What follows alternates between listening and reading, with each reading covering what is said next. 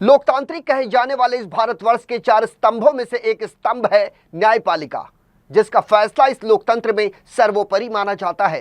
पहले न्याय की देवी की आंखों पर काली पट्टी हुआ करती थी, लेकिन अब वो पट्टी खुल चुकी है और वो पट्टी खोलने में जिनकी सबसे बड़ी भूमिका थी वो थे देश के चीफ जस्टिस न्यायमूर्ति डी.वाई. चंद्रचूड़। नमस्कार, आप देख रहे हैं डीसी न्यूज इंडिया और मैं हूं आपके साथ संजय मिश्रा।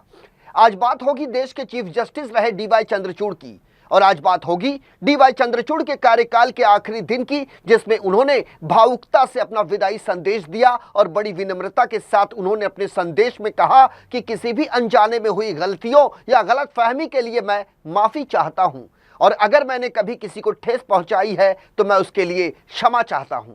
दरअसल न्यायपालिका हमारे देश का सबसे मजबूत आधार स्तंभ है। ये वो शाखा है जो कानून की व्याख्या करती है, विवादों का निपटारा करती है और भारत के नागरिकों को न्याय प्रदान करती है। न्यायपालिका को लोकतंत्र का प्रहरी भी कहा जाता है। इसके अतिरिक्त भारतीय न्यायिक प्रणाली भारत के संविधान की संरक्षक है। भारत के 50वें चीफ जस्टिस डी.वाई. चंद्रचूड़ 10 नवंबर को रिटायर हो रहे हैं। न्यायिक सुधारों, बेबाक अंदाज और कई महत्वपूर्ण फैसलों को लेकर चर्चित जस्टिस डी.वाई. चंद्रचूड़ ने न्यायालय में अपने कर्तव्यों को एक तीर्थ यात्रा के समान बताया। वैसे आपको बता दें कि सीजेआई डी.वाई. चंद्रचूड़ का कार्यकाल तकरीबन 2 साल का रहा, जो कई ऐतिहासिक फैसलों का गवाह बना। मुख्य न्यायाधीश के उनके 2 साल के कार्यकाल में सुप्रीम कोर्ट में जमानत के 21,000 केस दर्ज हुए, जबकि 21,358 केस निपटाए गए। इन फैसलों में अयोध्या में राम मंदिर का फैसला हो, इलेक्टोरल बॉन्ड का खारिज करने का मामला हो या फिर समलैंगिक विवाह का मामला हो, इसके अलावा अनुच्छेद 370 हटाने को संवैधानिक ठहराने की बात हो या फिर दिल्ली सरकार के अधिकारों पर फैसला शामिल करना हो, ये सब कुछ उनके ही अधीन रहा। जस्टिस चंद्रचूड़ के पिता यशवंत विष्णु चंद्रचूड़ भी देश के सीजेआई रहे। उन्होंने 22 फरवरी 1978 से 11 जुलाई 1985 तक ये पद को संभाला था। सीजेआई बनने वाली अभी तक की ये इकलौती पिता पुत्र की जोड़ी है। भारत के मुख्य न्यायाधीश सीजेआई डी.वाई. चंद्रचूड़ ने अपने कार्यकाल के आखिरी दिनों में बड़ा आदेश भी दिया है। उन्होंने सुप्रीम कोर्ट में होने वाली गर्मी की छुट्टियों को बदल दिया। उनके द्वारा सुनाए गए आदेश के मुताबिक अब कोर्ट में छुट्टियां नहीं होंगी, बल्कि आंशिक कार्य दिवस होगा। साल 2025 के कोर्ट कैलेंडर में गर्मी की छुट्टियों को अब आंशिक कार्य दिवस के रूप में जाना जाएगा। इस महत्वपूर्ण बदलाव को सरकारी गजट नोटिफिकेशन में भी शामिल कर दिया गया है। दरअसल सुप्रीम कोर्ट में अभी तक गर्मियों में 7 सप्ताह की छुट्टियां हुआ करती थी, जिसकी कई हलकों में आलोचना भी हुई, लेकिन बाद में सुप्रीम कोर्ट ने राष्ट्रपति के अप्रूवल के बाद से ये नियम बदल दिए। इस फैसले के बाद समर वेकेशन के दौरान भी सुप्रीम कोर्ट की कुछ बेंच मामलों की सुनवाई करेगी।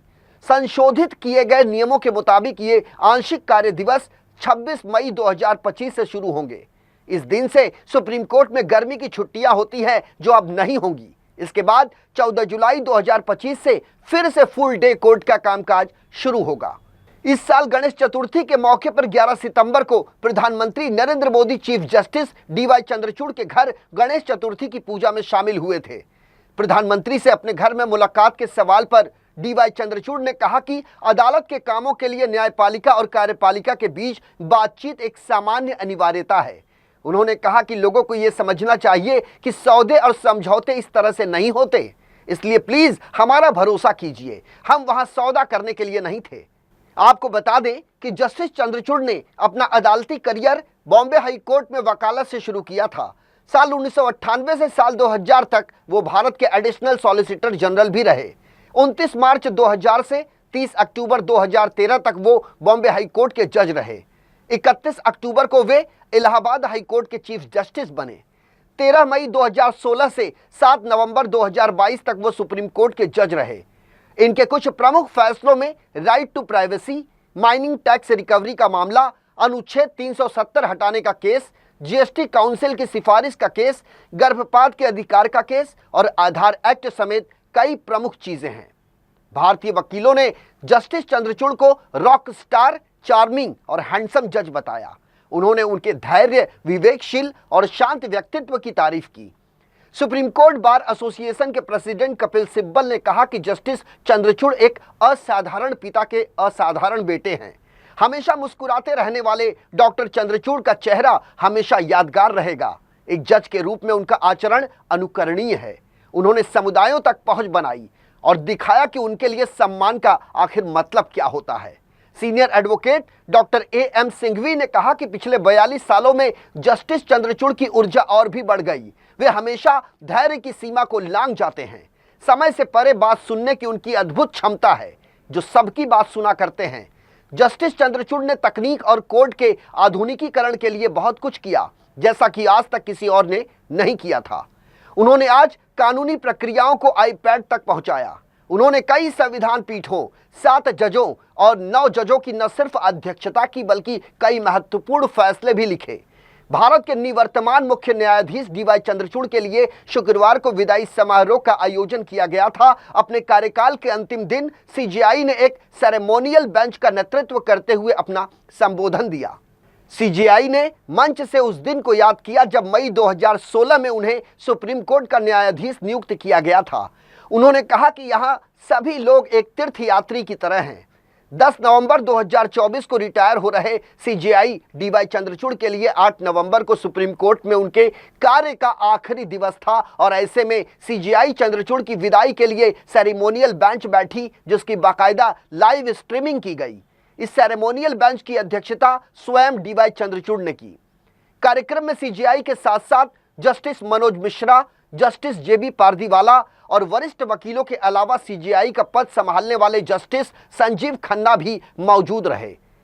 सेरेमोनियल बेंच में भारत के मुख्य न्यायाधीश डीवाई चंद्रचूड़ ने भावुकता भरे लहजे में कहा कि इतने बड़े सम्मान के लिए बहुत बहुत धन्यवाद और इस कार्यक्रम के आयोजन के लिए सुप्रीम कोर्ट बार एसोसिएशन को तहे दिल से धन्यवाद देना चाहता हूं। जब मैं बड़ा हो रहा था तो मां ने मुझसे कहा था कि मैंने तुम्हारा नाम धनंजय रखा है, लेकिन तुम्हारे धनंजय में जो धन है वो भौतिक धन नहीं है। अपने विदाई भाषण में निवर्तमान सीजेआई ने कहा कि यह अदालत ही है जिसने आगे बढ़ने में मेरी मदद की है। उन्होंने कहा कि हम ऐसे लोगों से मिलते हैं जिन्हें हम संभवतः नहीं जानते। उन्होंने इस कार्यक्रम में मौजूद प्रत्येक लोगों को धन्यवाद दिया।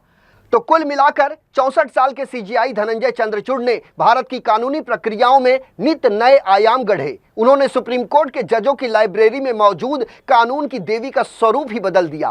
पहले कानून की देवी की आंखों में पट्टी बंधी होती थी और हाथों में तराजू और तलवार हुआ करता था, लेकिन जस्टिस धनंजय चंद्रचूड़ ने एक बड़ा बदलाव करते हुए कानून की देवी की आंखों पर लगी पट्टी को हटा दिया और उनके हाथ में तलवार के बदले संविधान की किताब थमा दी।